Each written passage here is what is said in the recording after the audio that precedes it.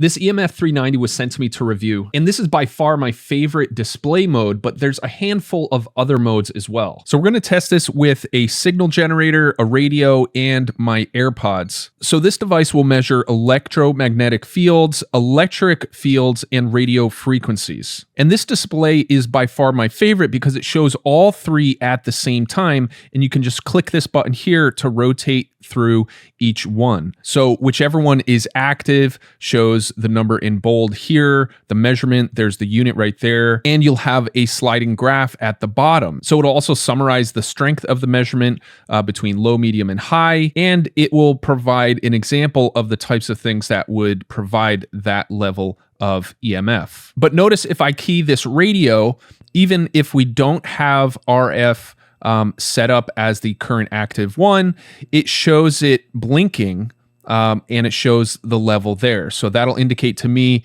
that maybe I want to rotate to check that out. And so I'm keying the mic again. We see we jump up to 700 and the graph is maxed out. When I let go of the key, it drops right back down to normal range. Now, the only drawback to this mode is the refresh rate of the number is a little bit slow. So if you press this button right here, it shows you all of the available modes. So if we go to vertical mode, it now gives us this gauge here. So we can see right now we're at 5, but as we get closer to this spot on my monitor, the gauge jumps up really fast. So you have a much higher reaction refresh rate, and just being able to see that gauge jump up in real time is really helpful as well. So I'd say this is my second favorite display mode right here.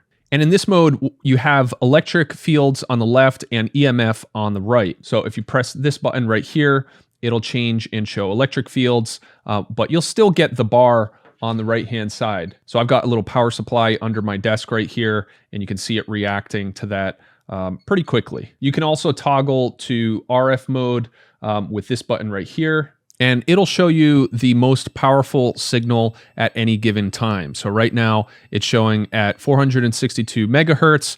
We're getting a power from this radio right here of several hundred milliwatts per meter squared. When I release the key, it'll take a moment. We'll drop back down to kind of the next highest power. So you saw my 2.4 gigahertz, which is probably my modem, jumping up here, very low power. So that can be really useful as well. Jumping to the next mode is table mode. So in RF mode, it shows you the top 5 most powerful signals at any given moment. And in EMF mode, it shows the signal received at each sensor. So that's something to keep in mind too. This actually has 3 different sensors located inside the device. They're each oriented in different ways. Apparently EMFs are directional. So by having those 3 different oriented sensors, you can sort of average out the signal that's being received in order to get an accurate measurement.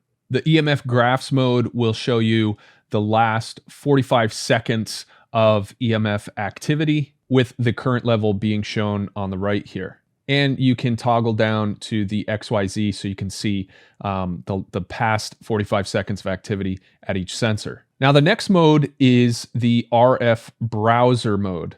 So what this mode does is it shows you the total power over the entire radio frequency spectrum over time. So if I key the mic right here, we see we jump up to the high 480s, the graph spikes out, we get an audible tone in the LED, and you can change the length of the graph that's sliding by as well. So if you want to be able to display more data from the past, you can do that. It's just everything will be compressed. There's a couple other modes within this. So you can have a power histogram. So this shows the cumulative power across the spectrum over time. So you hit this button to start recording, and when I key the mic here, we'll see a bar starting to grow. So it's going up, up, up, up, up, and it's accumulating that data as we go along. Now I have a lot of activity right here, so that's growing as well. You hit this button right here to stop. And there's also the digital RF activity, where it'll try to estimate the amount of data that's being transferred over the RF range. And lastly, we have the RF spectrum. So this is a live view of a certain range in the RF spectrum. It does show a line showing the peaks over a certain period of time. You do have a cursor up here in order to analyze a specific frequency. As you go up, it'll jump at higher intervals, and then when you hit the down arrow, it kind of backs up at smaller increments. Now, if you hold down this button right here, it'll allow you to view different ranges of frequency. So if we go to 387 through the high 400s, and I key this radio again, we can see that spike right there. So when I release the mic, it goes down. I'll key it up again, and it jumps up. I've also got this signal generator, which is set up to create a signal at 480. So when I start that, we can see that jump up right at the end there. I'll click it again to turn it off, click it again to turn it on.